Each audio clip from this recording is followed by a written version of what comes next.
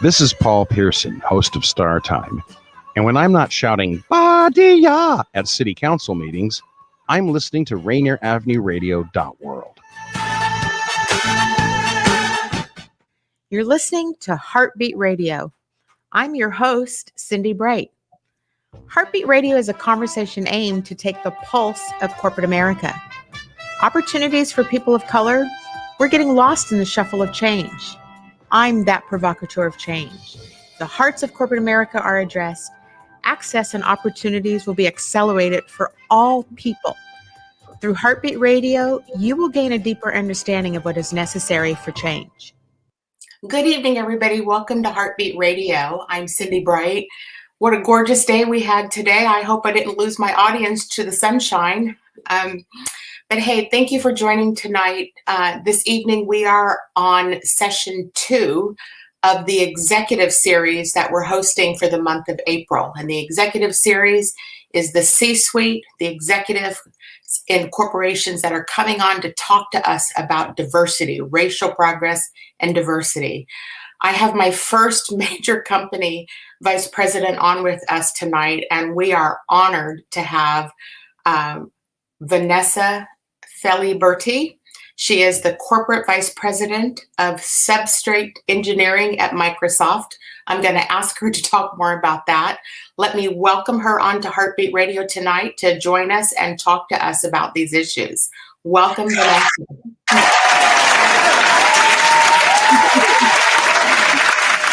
Hi, Cindy. Hope you're doing well tonight. Thank you so much for having me on your show. I'm real excited to be here.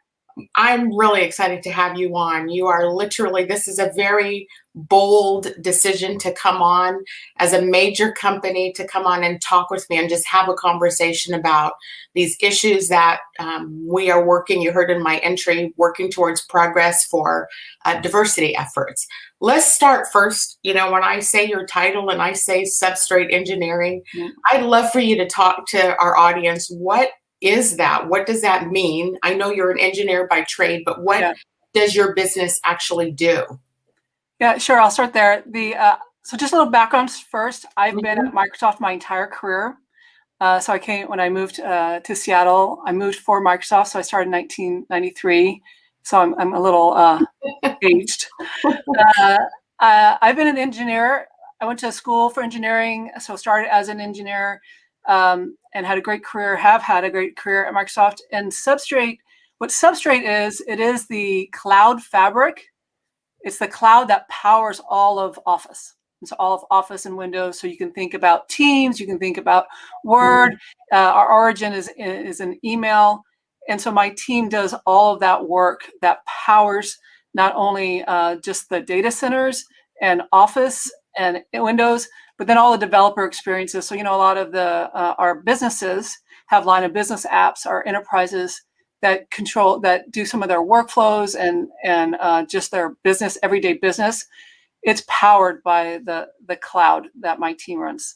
So it has a full spectrum from like storage to networking to developer experiences to email. It's a full spectrum of people. My team's about 1,200 people worldwide.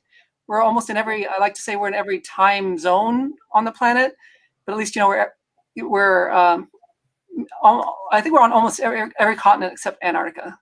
All right. You are clearly have held one of the biggest jobs coming on and talking with us. And I'm really grateful that you're doing this, that you're embarking on and engaging with me and other people. I know you've done a ton of work, and I do want you to be able to talk about a lot of the work that you're doing with respect to diversity. But before we jump into that, there's just so much happening around us every day. And I just, I want you personally, not the vice president, but what does this moment kind of feel like for you personally with all of this, racial reckoning, chaos, upheaval?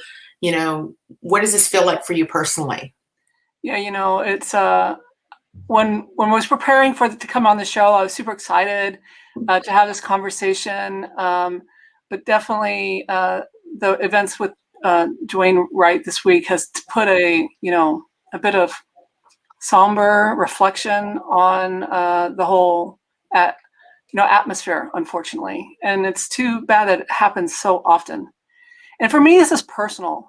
I have a very large brown family. I was born in Puerto Rico. I moved to the States when we were very, very young. My dad is Puerto Rican. My mom is French.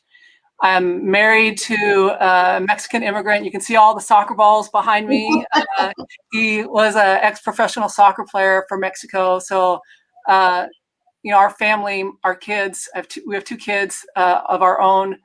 And I have one stepdaughter. My stepdaughter has given us the gift of 6 grandchildren. I'm auntie, I'm godmother, I'm tia for even those who aren't blood relatives. And so just this is personal. Like the way that I was raised and the culture and our family values, it is around community and taking care of the community.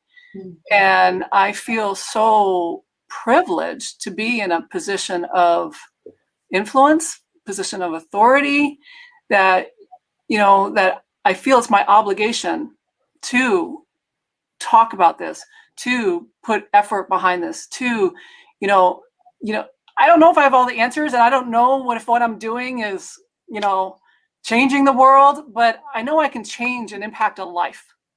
And with each interaction, I'm just trying to do what my parents did for me, what my grandparents did for them, as a way of just, what can we do? How can we open the door? I know I've had a lot of opportunity that people have stood up for me, put me back in line when I was getting out of line. And so it's like we come together, mm-hmm. Each individual action. I think that's when we're going to have change. Like we do have change in the little ways, but it's, it's a big problem. When I speak with leaders like you, many of the leaders who step into the movement of progress or are courageous about their efforts are usually leaders that have experienced the very issues that are out there right now. And you're describing that when you're describing your life and your family and so forth. What would you say to, corporate America is not filled with people who have the sorts of experience you talk about, the sorts of experience I talk about, but they are maybe eager or looking for ways to do some things different. What are some of the things that you can say about what you think some of these leaders need? And I'm not even talking about Microsoft. I'm talking broader, leaders who are stepping into this work at a deeper level. What are some of the things you would say to them?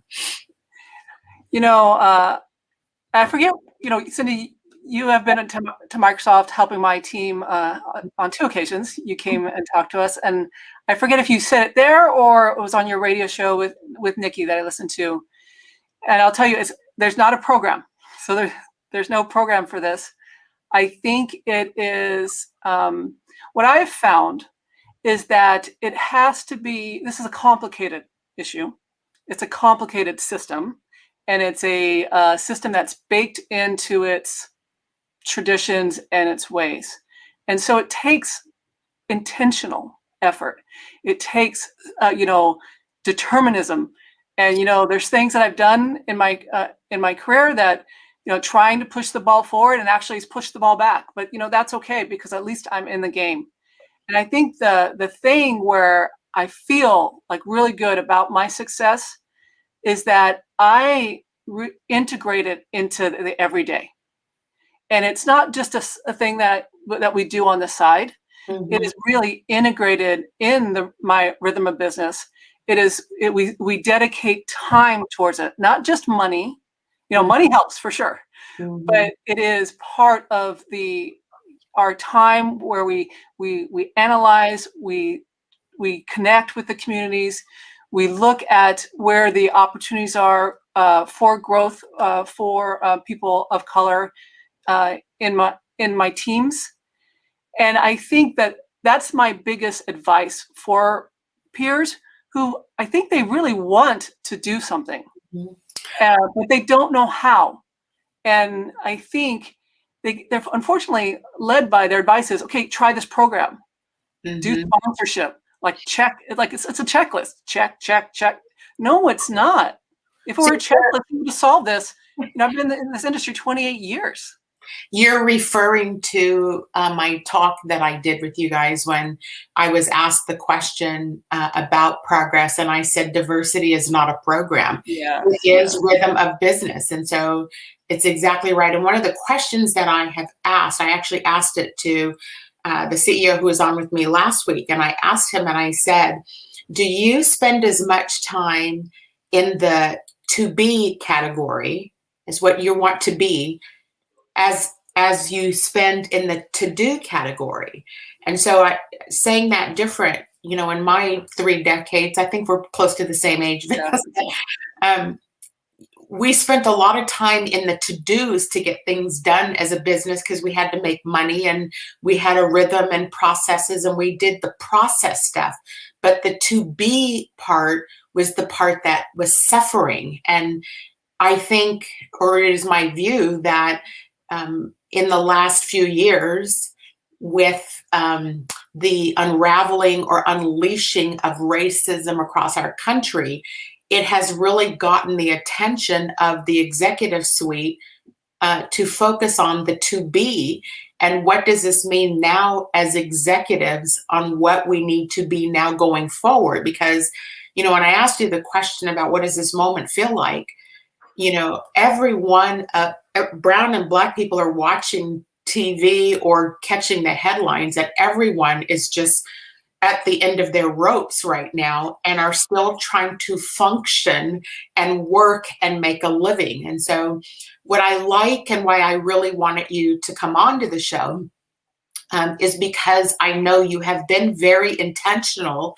about a lot of the work that you're doing. And I would like you to share more with our audience about, the things that you've been doing for women in your business. Like, there's a lot of good things I think you can highlight and share because you have focused on the to be.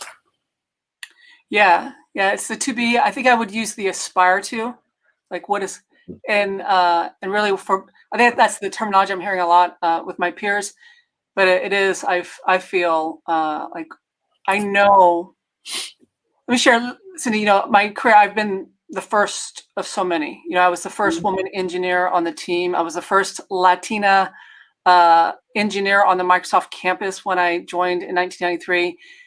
First leader, first partner, first Latina VP, like just these first. And so I know that I'm a role model. And so I do want to aspire to, like, I want people to realize that, there is hope, there is change happening. And I guess I'm the proof point. And so I want to say that, I'm here. But the thing that I want to, I think there's a pivotal moment in my career.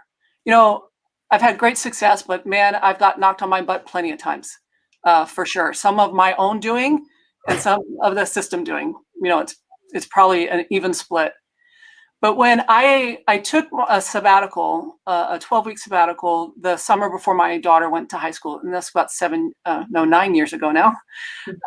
And when I came back, it was reflecting. And when I came back, I decided, I'm the highest ranking Latina in my business. I'm going to make the world better for them because I saw my daughter. She's going to be there. I got stuff to do. And so we've been dedicating, at that point, I decided I'm going to dedicate time to it. And I created these women's communities. We started small. It was 20 of us when we started. And now it's grown over the years. It's about 800, 900 women inside the company. And it's just been what my biggest learning from that is the power of community. Mm-hmm. Like, everyone needs a friend. That's how I describe it. We need a tribe. Is it women? Is it from is it your ethnicity? Is it your religion? Whatever it is, but you need someone who you can connect with so that when you're down or when you need help, there's someone who's going to understand you and you don't have to explain, I'm passionate because I was born this way. I yell because that's what Latinos do. It's not that I'm mad. Like, people that just get me right away, then we can get into the discussion. Mhm. It's that power of community that's happened. And then, so like, I'm really proud of the work that we did for women, but it's easier to do for women because there's more of them. But then the same formula works for Black and Brown communities. Mm-hmm. Well, I a couple of things that I like.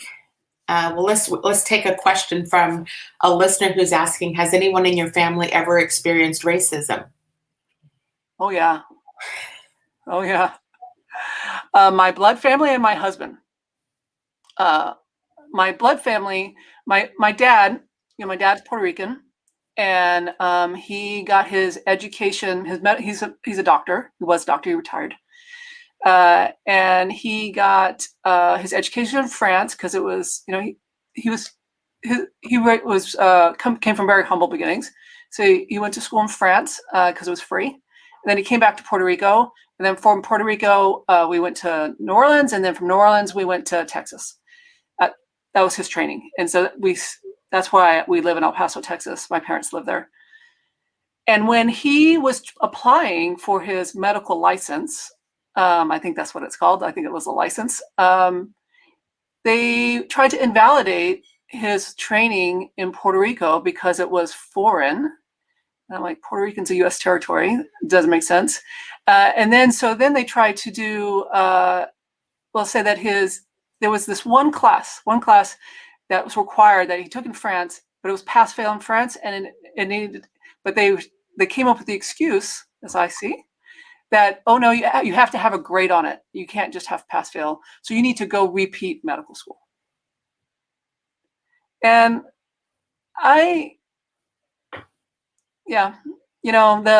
is it racism? Is it a speed bump? Is it ignorance? I don't know, but I'm pretty sure if he wasn't brown and with that accent, I'm sure they would have found a way for him. Yeah.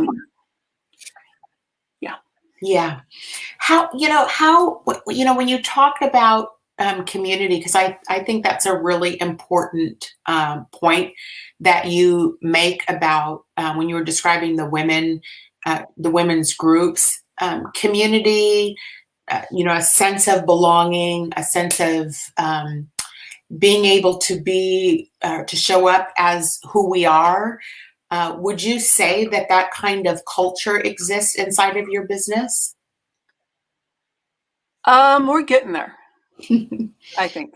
And so I think, even just for me personally, I think, Cindi, you and I are about the same age. And I think some of it is at some point in your age, it's just like, okay, I'm just done. I'm just going to be who I am. But one thing that I noticed is that once there started being a presence, mm-hmm. and once there started being, it became statistically significant, right? It wasn't just one person's experience. It just wasn't one.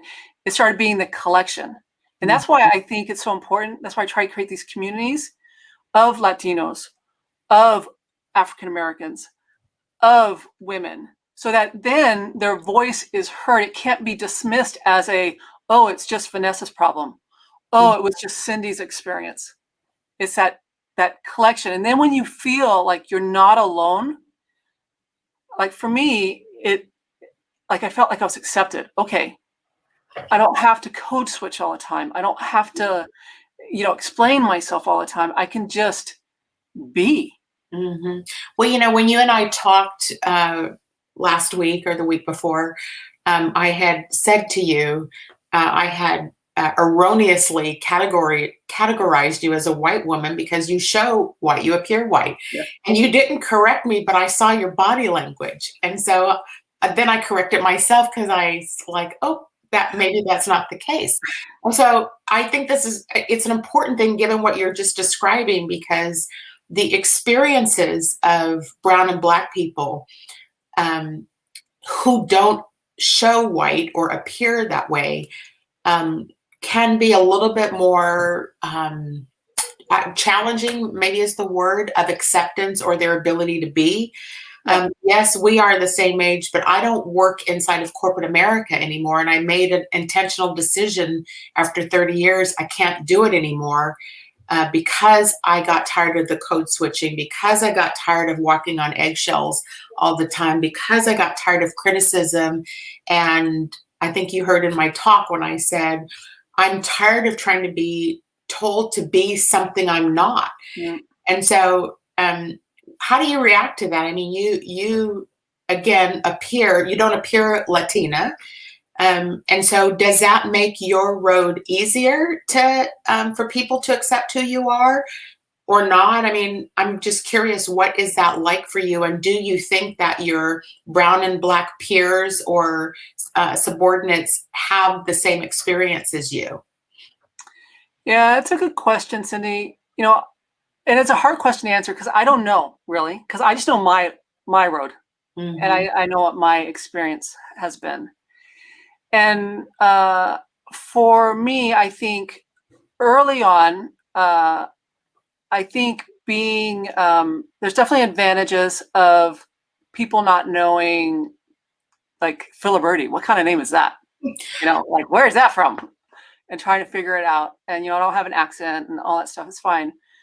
But I am Latina, like the way I present everything, the way my beliefs and stuff. So when I was first starting, it actually served me pretty well in this industry, because in the industry back then, for sure, it was a very young industry where, very male dominated, where you had to be aggressive and you had to be fearless.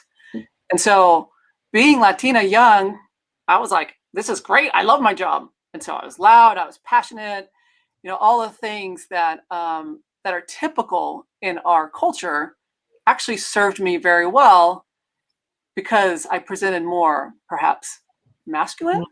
Mm-hmm. But then I also presented white. So I think it definitely benefited me. But, and maybe you can relate to this, because I think you touched on this in one of your talks, was when I became more middle management. Mm-hmm. They're like, wait, you're rough around the edges. Mm-hmm. You're hard to work with. Mm-hmm. And I'm like, no, I'm just passionate. I'm just a passionate person.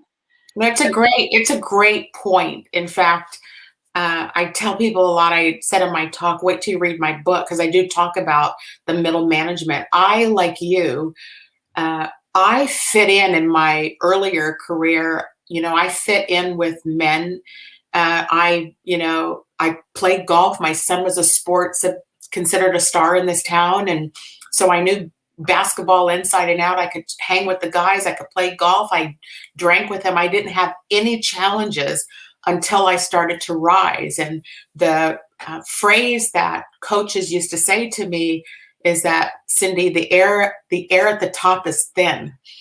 And I didn't used to know what that, there's a couple of other ways that they described it to me, but it's very real what you're saying, that as soon as you start to rise, and from my lens, as soon as they perceived that there was either competition or that you were going to try to accelerate beyond middle management, that's where I personally ran into. And I was in HR, so I witnessed a lot of turnover, I would say, particularly for people of color, and particularly for strong women, like a strong woman who can go toe to toe with a guy. It just creates a lot of challenges for itself. Daniel, will you put that question back up that somebody was asking? So being the first in so many ways, were you paid fair as your male counterparts? Good question. Do you even know if you were? No, I don't know if I was. I don't know. And I don't know if pay is the right measure. I think what's more important is pay is important. Don't get me wrong. Being paid for equally is important. But I think durably long term, it is really about opportunity. All right, we'll back up. We got to take a quick commercial break, okay. And then we're going to pick pay back up, because I want to dive into that with you. So we'll be right back. Okay. Set up the sacks, I favor black businesses. Assuming I'm rooting for everybody that's black. Yeah. Yeah. Assuming I'm rooting for everybody that's black. Yo.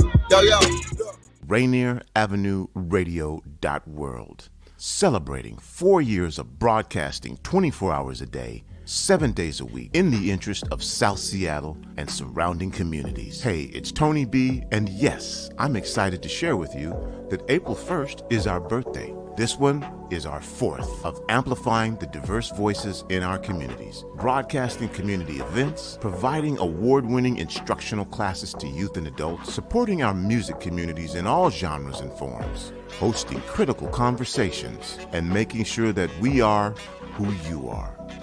2020 provided us with the opportunities to meet the needs of our communities.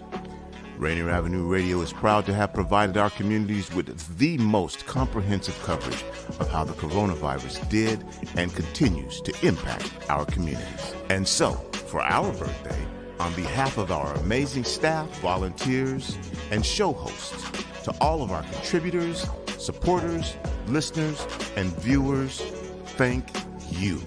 Thank you for your support and patience while we were trying to figure out this internet and broadcasting media thing 4 years ago.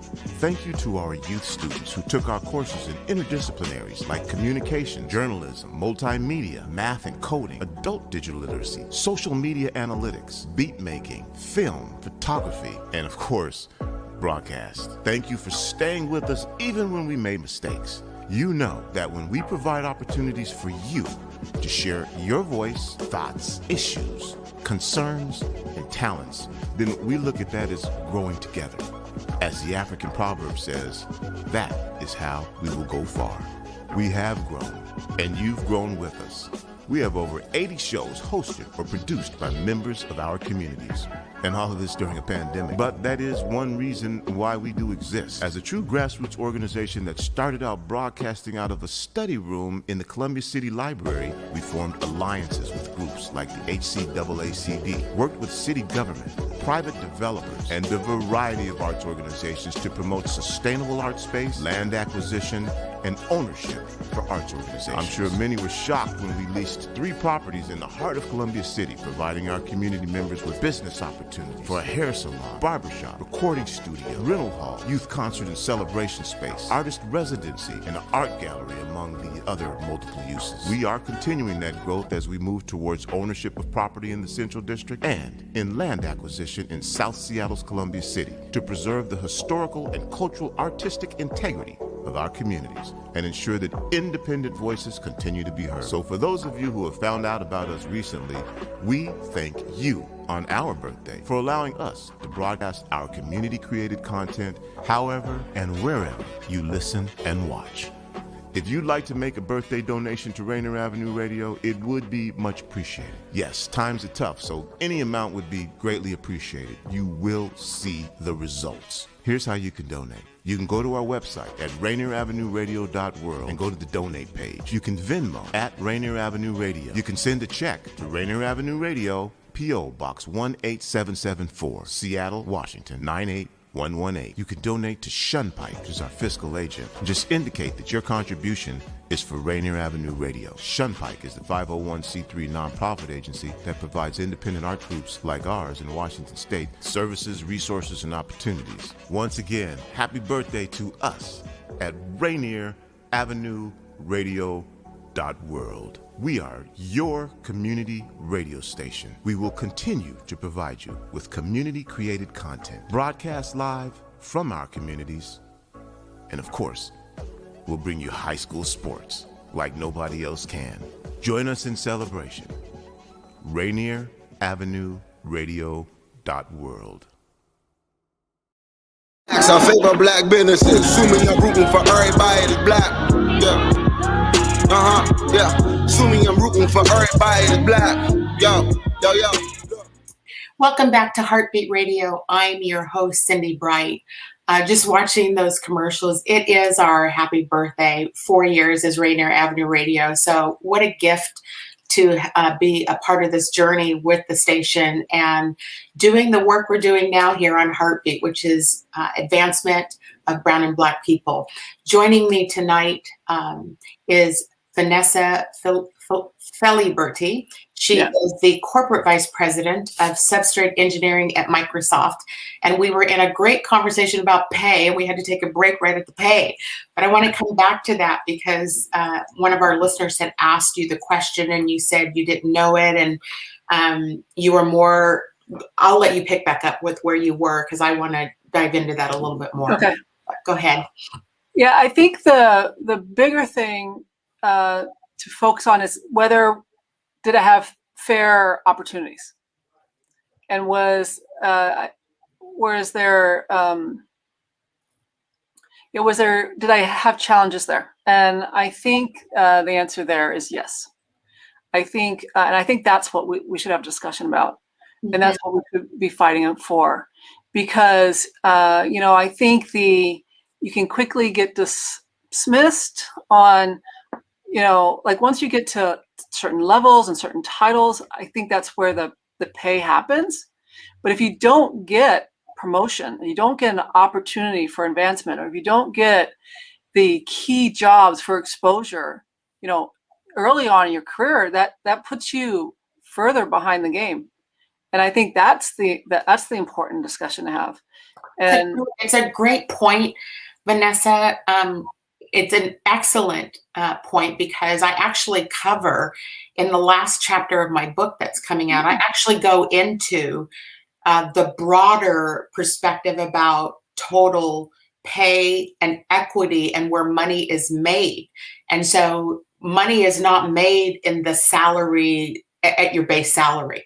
The opportunities you get for advancement and getting to the levels of which equity is involved in part of your compensation, and the stock, the restricted stock, the heavier contributions to 401k. Those are the things I'm using my book to teach people about where the real issues are, because I would say on one hand, we've gotten caught up in the actual pay, and it's real and necessary. I'm not dismissing it. It's real and necessary. But your point is solid that opportunities, did you hear my intro? Opportunities for people of color get lost. And so that, those are the kind of things that we have to tackle inside of corporate America, is how we accelerate people and get them to be able to be themselves. And do they have to hit their 50s before they actually do it? I hope not. I hope not. For the sake of my grandchildren, I hope not. Me too. Another question: how do you find a way to influence your peers to buy into your culture change? Well, what I focus on is, my family says I'm a little bit of a control freak. I just say I'm determined, but it's probably somewhere in between. And I focus really on the things that I can truly change. And I focus on the impact I can have within my team. Like I said earlier, I take my responsibility and accountability. I take it super seriously, and then ensure that the environment that I'm creating is creating opportunities, and where is not only opportunities, but awareness of where there's talent inside of my teams. And as you get larger and larger in organizations, what I found is harder to connect. When I was a manager of just like 10, I knew all of them. I knew their kids. I knew their pets. But now 1,200, there's no way I can do that. But you have to have these listening systems, and you have to intentionally get back to what I was talking about earlier. Be intentional about the change. Be intentional about your touch points. Ensure that you're listening from diverse points, and I don't mean just diverse on skin color, but diverse in experience, diverse in for sure skin color, gender, everything. And then you get this listening system, and you realize all the talent that's in your organization, and that's where I find investment. Not just in my circle, but expand my circle. And that's actually honestly one of the reasons why I took this opportunity to come on the show, is to challenge myself to broaden and see, continually change, challenge my thinking. And so Well, are you going through some cultural transformation within your business right now? Yeah, for sure. I think the industry is changing, and I think society is a bit demanding it. Mhm. And I got to tell you, the millennials change everything. I know, I have one. I raised one. No, but I love it. I love that the change and the challenge that they are demanding in like the social justice, social change, and this equity that pushes our thinking. And Well, so I let's think talk. it's happening both ways. Let's talk more about that, because a couple things I would say, and you can challenge me back if you don't agree with them. Okay.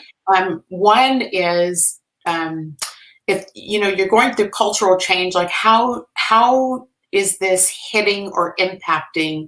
When I say diverse, I'm going to say brown and Black people. How is the culture change impacting them? That's question one. The second is, how do people get to you? Because I would say that uniformly, when there is a leader who is embarking on this kind of work, people will want to gravitate to the leaders that actually get it. Yep. How do people outside of Microsoft, you are a city, no, you are a country all in itself, and people want to come to you, but they can't get to you. And so, two separate questions.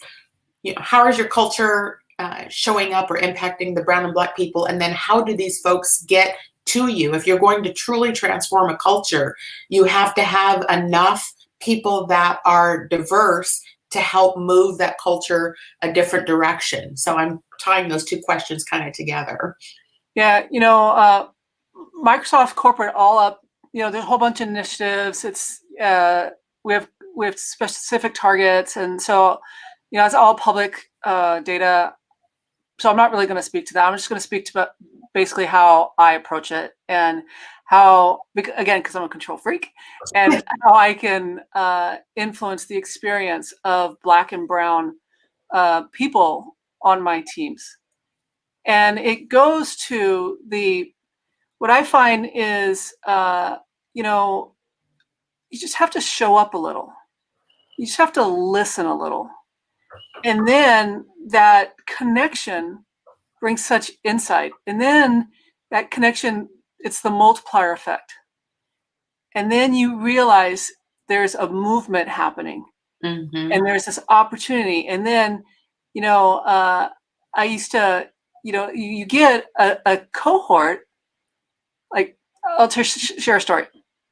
I went out and hired this amazing person on our team, an African-American man. I went to Boston, connected with him, worked hard to recruit him. Super talented guys, industry experience, got him on my team. And he, because we had such a connection, and because we gave him great opportunity, and because he impacted our business so much, we continued to grow him. We continue to grow the business, but then he was the multiplier effect. Like this connection of bringing, talking about, hey, this is a great place for Black and brown people. This team that Vanessa's leading is great.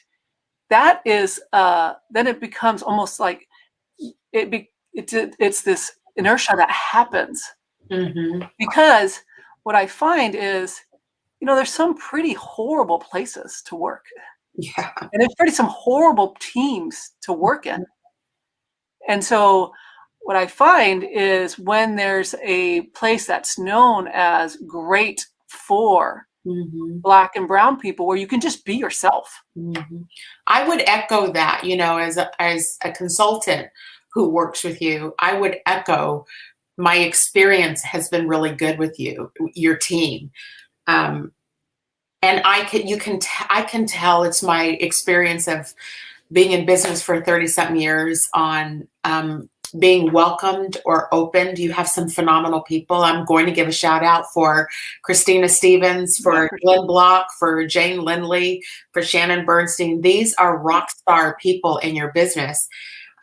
who are truly understand these issues. I know by my conversations with them, I tested them, and if Christina is listening, she will laugh because I said to her, on my first talk, I dipped my toe in telling the truth. And I said, on the second one, I'm putting my foot in. And I said, are you guys ready? And so they're just wonderful people. And I'm emphasizing that because for our listeners who listen to this show, I know as a Black woman how difficult it is to find places and environments to work where I can be successful and where I can thrive. And I feel confident recommending your business as that place where I think people can not only thrive, but have opportunity there. And I think your team is listening and looking in the right places for that talent. So it is a testament to you, Vanessa, as a leader of that business and it's why I invited you onto the show, because I know you're doing the work. Can you talk about how do people who want to come work in a business like yours, I'm going to be a little sarcastic here because y'all's firewall to get in through the front door doesn't work for us. And it just doesn't work. You can't get past the gate. And so, my view is that you're losing opportunity with people because they can't navigate how to get in. So that's one question. And the other I wanted to ask is, have you ever thought about hiring in pods? And saying that different, again, when you read my book, you're going to see I make recommendations about things like that, where you have actual business problems and you hire teams of people so that you're not having to bring in one person here and one person there where they feel like the only, which is what you had to live through. Yep.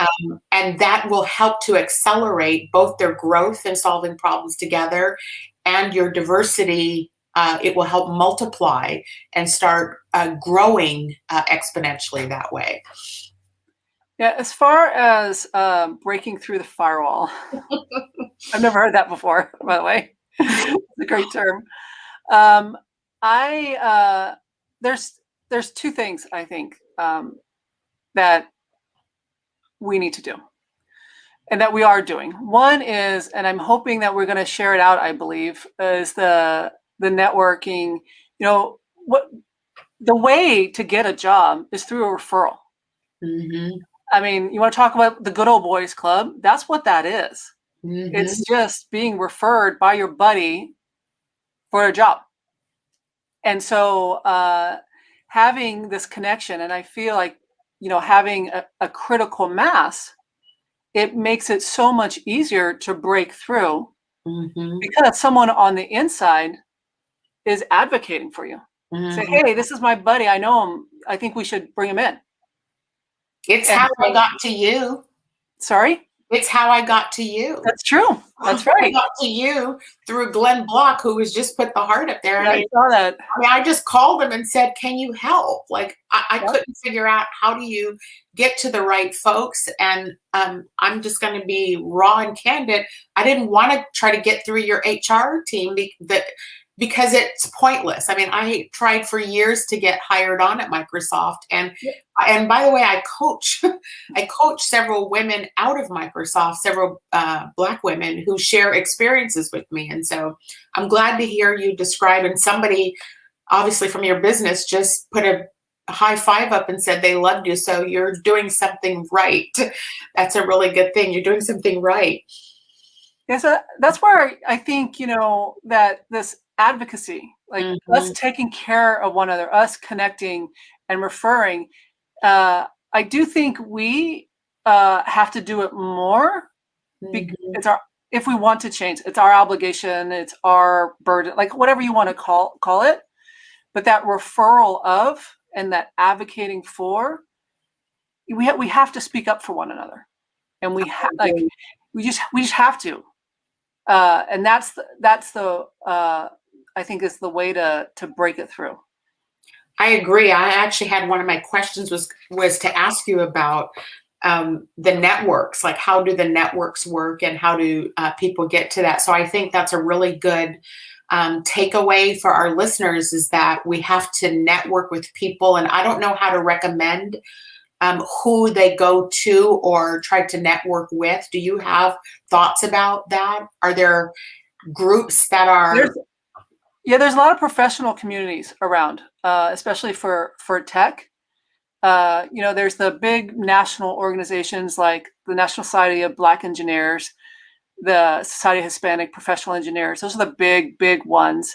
But then there's even just the local chapters. And there's one, and it's pretty recent, but it actually is founded by an African-American former Microsoft engineer that he's created this society. And maybe one of the listeners who's listening that's part of my team can maybe put it in. I forget the name of it, but there are these local chapters that we're beginning to organize. Okay. And I think once we start organizing these societies that happen, actually that's where a trick that I found is brilliant. But being part of the community, that like brown and black people trust their communities versus the system. That's why we're doing you here. That's why we're having you on to Heartbeat here. So connecting, like what I found, when I want to find talent, I connect with those communities where brown and black people are. And that's how I created my new Technologist Academy, is by connecting with those organizations that support students of color in school. And who is you have a young man who's working on that. What is his name? We have lots of. Okay, but that's who you're going to bring on next time. Oh, yes, Kobe Hatcher. Yes, Kobe Hatcher. He's the president of Cyborg Mobile, and he and I partner together on this academy. We started about 6 years ago. Again, my sabbatical. It's the best thing ever. Time away, clear the mind, change the world. We started with 6 kids. Sorry, I'm not supposed to call them kids. 6 students, and now we're at an academy of 100. That's awesome. Yeah, this is awesome to hear. What if you're giving advice to other executives about like the work that you're doing, what would you say to them about something had to be explicitly reset in terms of a mindset, or what are those things that you had to do to venture in and start tackling and creating the space that you're trying to create to open those opportunities? What advice do you give to other business leaders about that? To create the opportunity or to take advantage of the opportunity? To influence? Let's go with influence. I think the way I've influenced my peers and my success, the multiplier, and my team is large, but Microsoft is huge, and so I want to change the industry. That's my goal. Not just my team, not just Microsoft. I really want to change the industry, and so I need to have people, other leaders. And welcome to another edition of One-on-One. Come along with me. It's okay. And so what I've done is I've shown success, and I invite them along for the ride. I say, hey, I have an opportunity here where, I have talent of black and brown engineers. I have talent of women. You want to help hire them?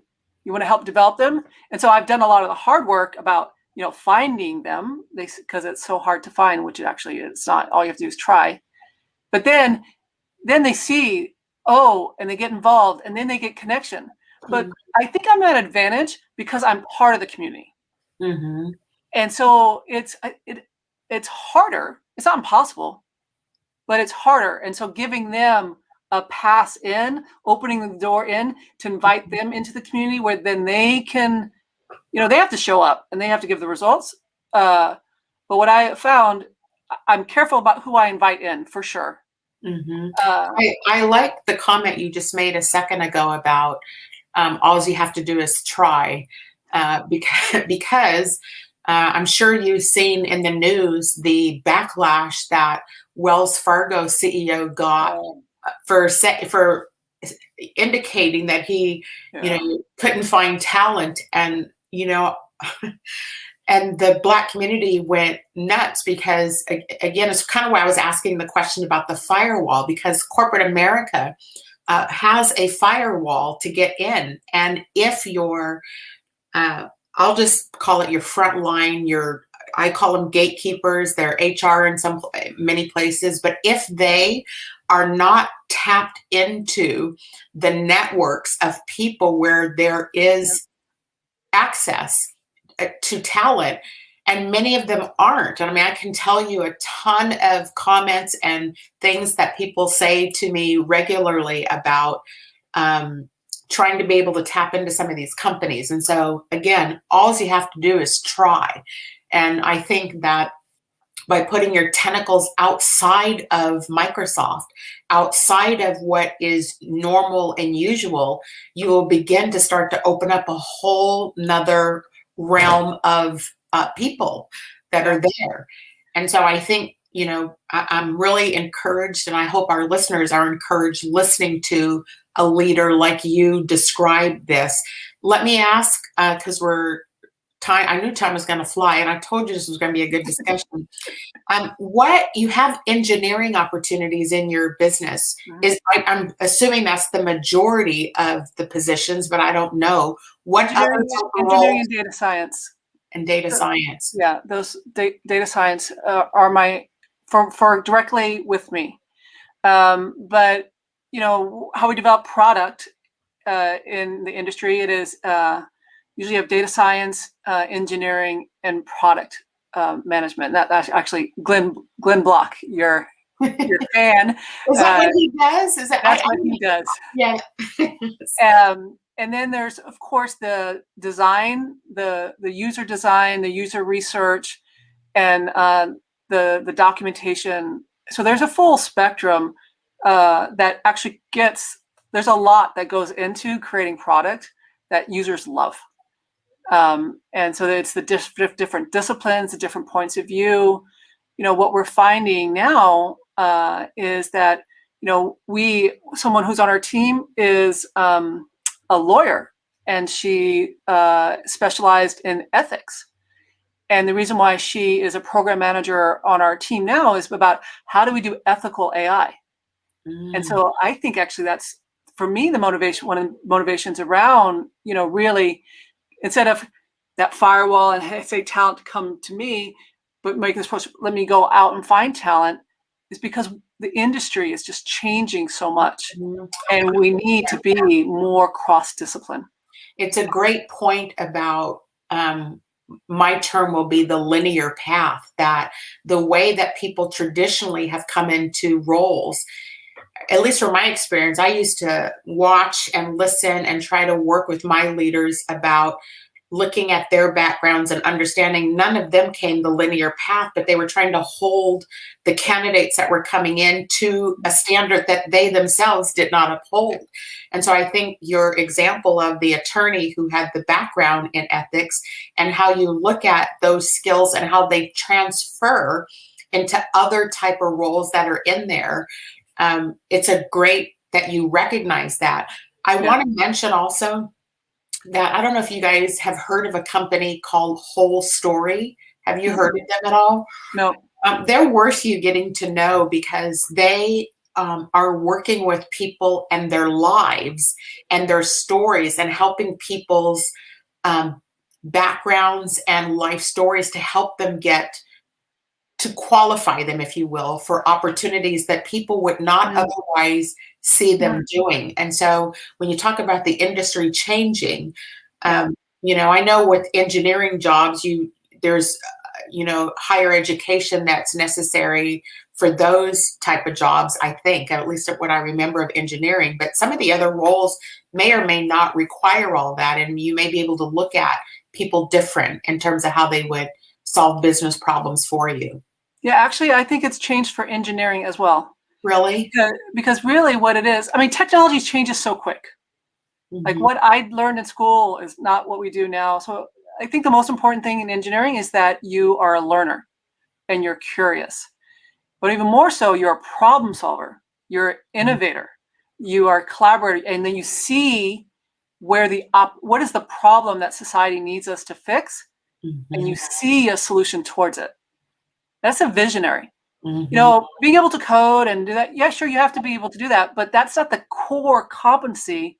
That's the basis of innovation that's going, the challenge that is in front of the tech industry right now. It's not like a certain coding skill or a certain AI method.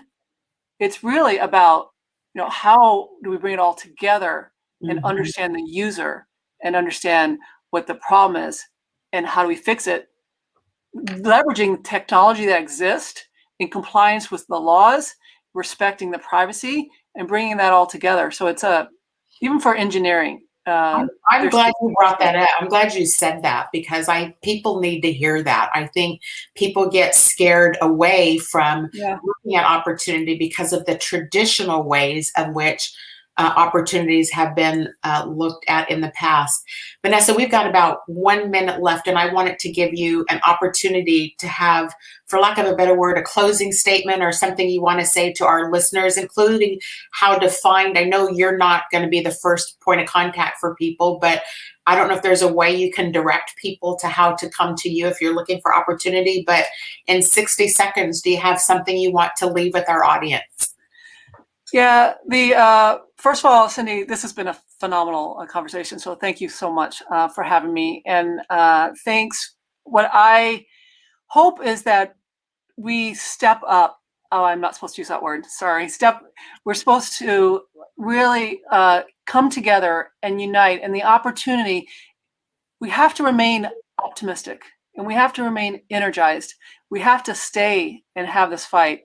I know it's hard. There's a lot of bad news in the media today, too often. But we must continue, because when we're together and united, that connection, I think that's when we find strength, and that's when we are free. And then when we're free, our talents to come together, and that's when we're able to change the society for the world that we want our kids and our grandkids to be in. Vanessa Feliberti, thank you so much for coming on to Heartbeat tonight. This was such a wealth of information.